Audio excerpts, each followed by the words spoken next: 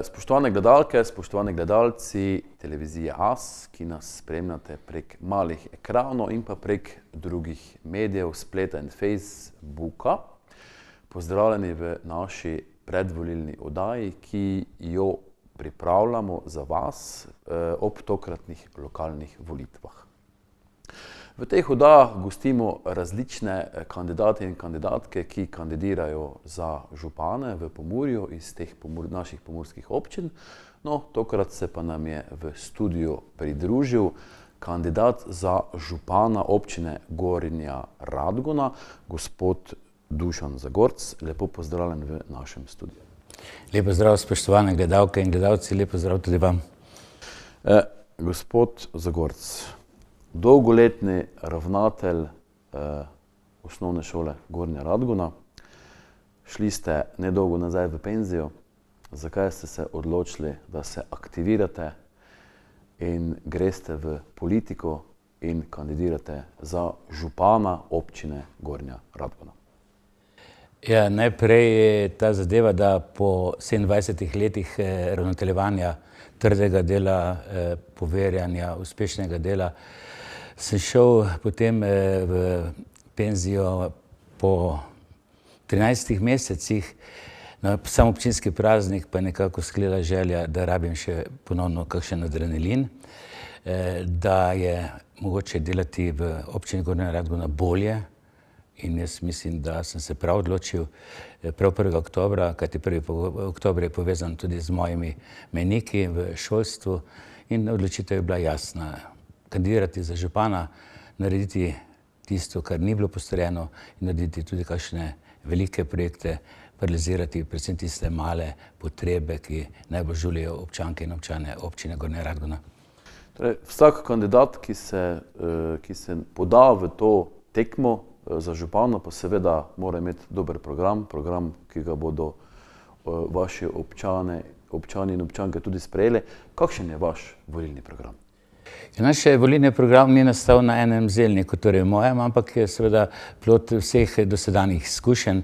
Jaz sem že dolgo leta član občinskega sveta Gornja Radgona, bil sem tudi predsednik odbora za proračun, finance, premoženjske zadeve v tem mandatu, torej poznam vse potrebe. In predvsem znam tudi prisluhniti. In prva zadeva in prioriteta, to vsi kandidati ponujamo, seveda tisto, kar najbolj žuli občanke in občane. To je voda, to je tudi donavljanje, kanalizacija in pa predvsem ceste, da imajo dober dostop. Ceste so seveda tudi pogoj za dober turizem. V tem obdobju je bilo realiziranih zelo malo cest, niti posodobljenih, niti asfaltiranih. Takšen tempo ne bo šel nikamor naprej. Žalosten sem, da ni bilo v letu 2016 asfaltirane nobene občinske ceste v naši občini. Druge stvari so seveda tudi na področju, ki ga najbolj vladam, to je na področju športa, kulture in pa šolstva. Dolgoletna želja, tudi moja, ko sem bil še ravnatelj, vsaka večja vas, kamoli mesto, ima večnamensko športno dvorano ob osnovni šoli Gornja Radgona, bi naj stala. Mi je nimamo. Projekti so bili, nikoli ni prišlo do PZI in PGD-ja in nismo mogli štartati niti na nobene ugodna državna ali mednarodna sredstva. Torej ta športna dvorana je sicer v drugi fazi, ko bomo dobili vse stvari, možno zaštartamo na druga sredstva. Seveda je prioriteta za vsako občino, predvsem za našo, tudi ki slovimo po mestu sejmov in penine, da je turizem tista danost, ki jo moramo znati izkoristiti. Mi imamo toliko danosti, pa še premalo izkoriščenih. To je reka Mura kot turistična destinacija. To je seveda Negovsko jezero, ki je neizrabljeno, kot je bilo nekoč. To sta dva gradova, ki jih moramo ponuditi v turistične namene. In seveda nimamo hotela, v Gornji Radgoni bil je hotel, malo prenočitev imamo, prenočišč. In pa seveda ena velika zadeva je, da tudi 30-letna želja, pa mislim, da jo bom znal realizirati, da pridobimo sredstva, da se tudi v Gornji Radgoni okoli Lisjakove struge najde in vrtina za geotermalno vodo. Ta pa seveda je pogoj za razcvet dodatnega turizma. Vi dejansko živite ob meji, in je tam ta avstrijska Radgona oziroma Radgona. Če boste postali župan po teh volitvah, kako vi gledate na te, oziroma kaj boste naredili na tem čezmejnem mednarodnem povezovanju? Mednarodno povezovanje je že dolgo leta vzpostavljeno, predvsem s sosednjo občino avstrijsko Radgono, tudi z okolico. Še prej, ko smo bili skupaj, smo tudi seveda sodelovali vse tja do Cmureka. Predvsem so skupni projekti, nekateri so bili začeti, tudi v začetku končani, je pa seveda tu še precej projektov, kot je skupaj, da nadaljujemo vse zgodbe. Seveda je možnost to, da dovolimo, da je zaposlovanje tam, ker dosti delavcev hodi preko tudi delati v sosednjo Avstrijo.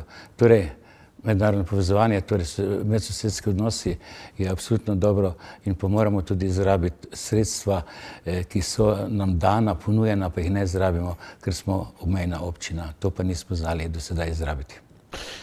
Nič kaj dosti se še nismo dotaknili tega podjetništva. Vemo, da Radgona je vseeno znana po močnih podjetjih. Kakšna je vaša vizija razvoja podjetništva v občini Gornja Radgona?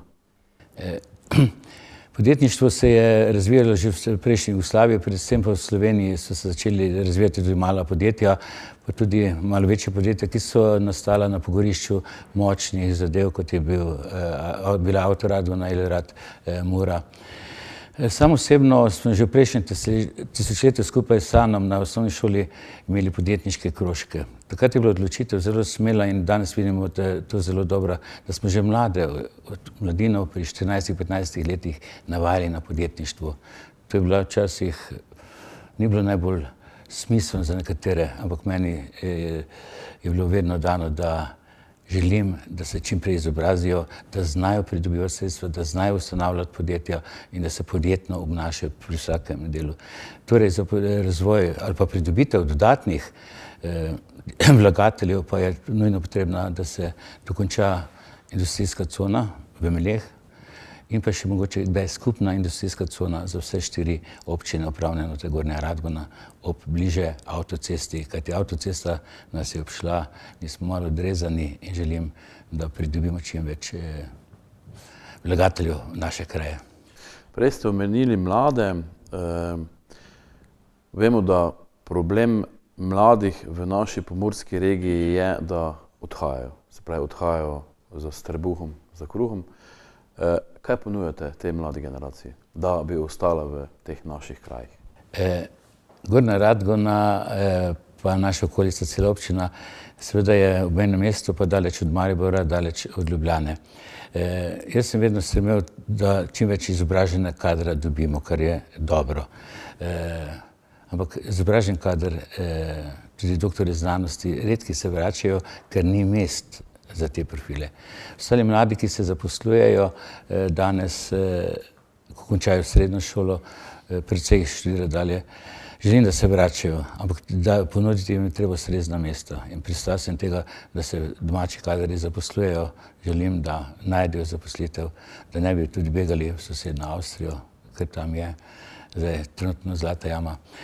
Ponuditi jim seveda, da tista podjetja zaposlujejo predvsem mlade kadre in tudi pri razpisih paziti, da ne vedno iščemo s 10-5-letnimi izkušnjami, ampak nekje se mora pridobivati. Sam osebno sem še naprej prizadeval, da dela prek javni del so en blažilec na tem področju, da ljudje, ki so brez posla, da še se čutijo pomembne, da se zaposlijo. Gospod Zagorc, čas nam je potekal. Morda še za zaključek sporočilo občanom in občankam občine Gornja Radgona. Drage občanke in občani občine Gornja Radgona, predvsem pa volivke in volivci, tisti, ki imate volilno pravico. 18. november je praznik v državi Sloveniji, seveda tudi v občini Gornja Radgona, zato izkoristite to danost, da pridete na volišča. Sam kot kandidat za župana občine Gornja Radgona sem pod številko 5. Tudi moja lista SMC je pod številko 5. Torej 2 odlični oceni. Odličnost je pred nami, z vami. Pridite, obkrožite te 2 številki in obljubljam vam, ne bo vam žal. Ne obljubljam dosti, izpolnim pa vsako obljubo. če jo dam. Hvala vam za vašo prijaznost.